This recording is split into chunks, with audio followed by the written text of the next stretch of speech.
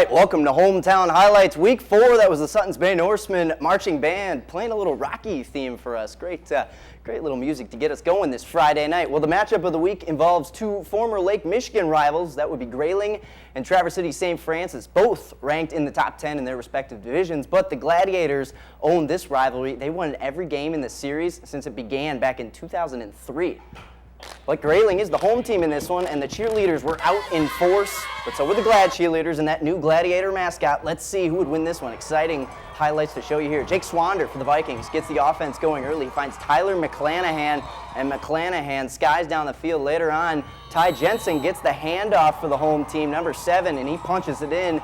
Grayling takes an early 7-0 lead. Then Swander, get this, number 8, that's the quarterback, on the receiving end of a touchdown from Scout Tobin. The Vikings go up 14-0, still in the first quarter.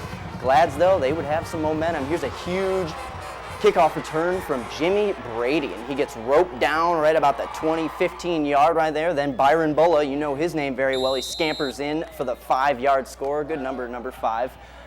And the Glads get on the board, 14-7. Swander back on offense, looks for more scores. It's going to be a score the wrong way, though. This is Adam Armour for the Glads picking up a pick 6. And the Glads tie this one up at 14. And this is all with just 7 minutes into the ball game, folks. But the Vikings, they would hang on to win this one. They defeat the Glads for the first time ever. Final in this one, Grayling, your victors, 28-20. Well, going to the Big North now. Petoskey visiting Traverse City Central tonight at Thurlby. It would be a tough night for the Northmen. We pick it up in the third. Central up 26-0 and driving. TJ Shapperly rolls right and connects. This is Billy Vermetten, the big fella skying high to pull that one down for a touchdown. Trojans up 33-0 at that point. Petoskey then forced to punt, and TJ Schwanecki receives it, taking it up the right side, and then he cuts back to the left. Using some beautiful blocking there from his helpful teammates. He darts all the way up to the left sideline, 75 yards, and as the kids say, this one is taken to the house. Trojans go up 40-0, and that's where this one would end up. Central takes another big win over the Northmen and a big North Conference win, 40-0, your final. Let's go over to Ann. The favorite in the Big North Conference entering Week 4 would have to be Cadillac. The Vikings are undefeated so far and currently ranked 6th in Division 4. Let's take a look. Hosting Big North rival Gaylord tonight, Tanner DeRoar with a big kickoff return. He would take it here for the Vikings, get them all the way down to the 10-yard line. Jalen Brooks then finishes the drive off with the touchdown run past the pile. Vikings up 13-6. Gaylord then on to the ensuing kickoff. It's Trey Hill with a nice return, dodging defenders at all angles before finally being brought down. Cadillac, though, would continue their Big North dominance with a win, 33-6. It was home of the Huskies, but it was all Lakers tonight. Starting at the top of the second quarter, Glen Lake already up 23-0. Here's Elliot Bregney with a big run into the end zone. Great run by Elliott, and just a few minutes later in the second quarter, the Lakers would go right back to Bregney, marking for his second touchdown of the night. But it wasn't all Bregney. Here's quarterback Carter Lee with the keeper. He would dodge defenders, keeping his feet moving, and eventually being brought down right outside the end zone. Lakers go on to win 56-16. Frankfurt traveled to Misek tonight. Let's jump in at the start of the second half. Frankfurt leading 28-0. Here's the Panthers' Bradley Presnell with the big run for the touchdown. Just a short while later, Brandon Schaub breaks away, jukes a few defenders here, and finally gets brought down by big Billy Bardot. That Schaub is a quick young man. Absolutely. Enter number 9, Nolan Nye. Check out this punt return. Nice long punt. Nye lets it bounce, picks it up, and takes off running. No one would catch up with him. Like he goes almost 70 yards for the score. Panthers get the shutout. Final score, 40-0.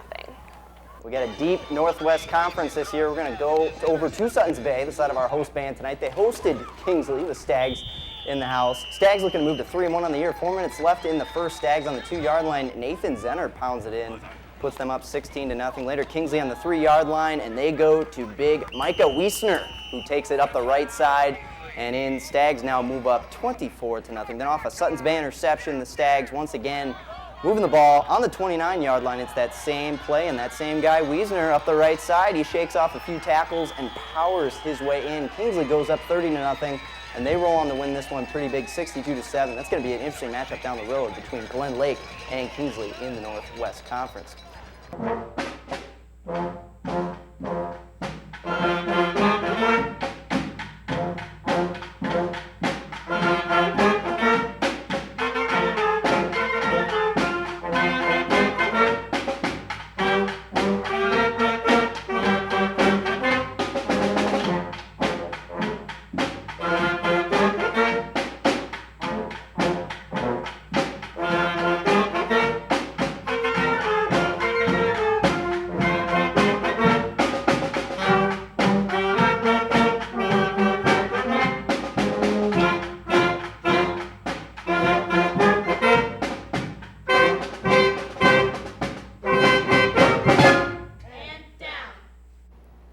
The Norsemen Marching Band, they've got all the 80s hits for us tonight. Well, welcome back. Week 4 Hometown Highlights. We go to the Lake Michigan Conference now. Grayling St. Francis in years past would have been the matchup of the week for that conference. It was the matchup of the week overall. But with the Gladiators now out of the league, the lights would shine bright tonight on Boyne City and Harbor Springs. We're both hoping for a league title this year.